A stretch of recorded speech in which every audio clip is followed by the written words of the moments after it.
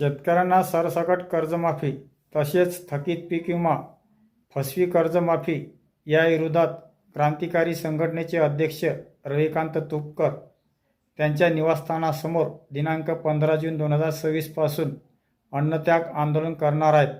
तर बघूया त्यांच्या शैलीत ते काय म्हणाले. सरकारने शेतकऱ्यांची केलेली कर्जमाफी ही फसवी आहे. अत्यंत जाचक अटी आणि निकष या कर्जमाफीमध्ये घातल्यामुळे 10-15% शेतकरी सुद्धा या कर्जमाफीत बसणार नाही अशी परिस्थिती आहे. मुळामध्ये ही कर्जमाफी कर्जमुक्ती मिळवण्यासाठी आम्ही शेकडो गुन्हे अंगावर दाखल करून घेतलेले आहेत. अनेक वर्षापासूनची ही आमची लढाई आहे. राज्यभर मी स्वतः सभा घेतल्या, अनेक ठिकाणी मी आणि आमच्या सहकाऱ्यांनी ठिकठिकाणी आंदोलनं केली. शेतकरी नेते एकत्रित आले, मोठं आंदोलन झालं, म्हणून सरकारला कर्जमाफीचा निर्णय घ्यावा लागला. परंतु सरकारने कर्जमाफीची घोषणा करून शेतकऱ्याच्या तोंडाला पानं पुसलेली आहेत. एका बाजूला केंद्र सरकारनं 16 लाख कोटींचं उद्योगपतींचं कर्ज राईट ऑफ केलं, तेव्हा निकष आणि अटी शर्ती लावल्या नाही.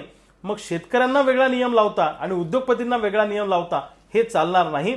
आमच्यावर झालेलं कर्ज हे सरकारच्या चुकीच्या धोरणाचा परिणाम आहे. तुम्ही चुकीचे धोरण राबवले म्हणून आमच्या शेतीमालाला भाव मिळाला नाही, पर्यायानं आमच्यावर हे कर्ज झालं. आमचं कर्ज फेडणं ही सरकारची जबाबदारी आहे.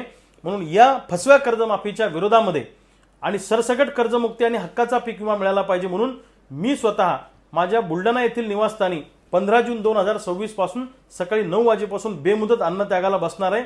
जोपर्यंत सरसकट कर्जमुक्ती होणार नाही, अटी शर्ती त्यातल्या काढल्या जाणार नाही आणि हक्काचा पीक विमा मिळणार नाही, तोपर्यंत मी अन्नाचा एक कणही खाणार नाही. मी महाराष्ट्रातल्या शेतकऱ्यांना आवाहन करतो की भावांनो, आपापल्या भागामध्ये लोकशाही मार्गाने आंदोलनाला सुरुवात करा. या सरकारला गुडघ्यावर आणल्याशिवाय आपल्याला थांबायचं नाही. मी स्वतः जीवाची बाजी लावायला तुमच्यासाठी तयार आहे, पण महाराष्ट्रातल्या शेतकऱ्यांनी आता आंदोलन हाती घेतलं पाहिजे.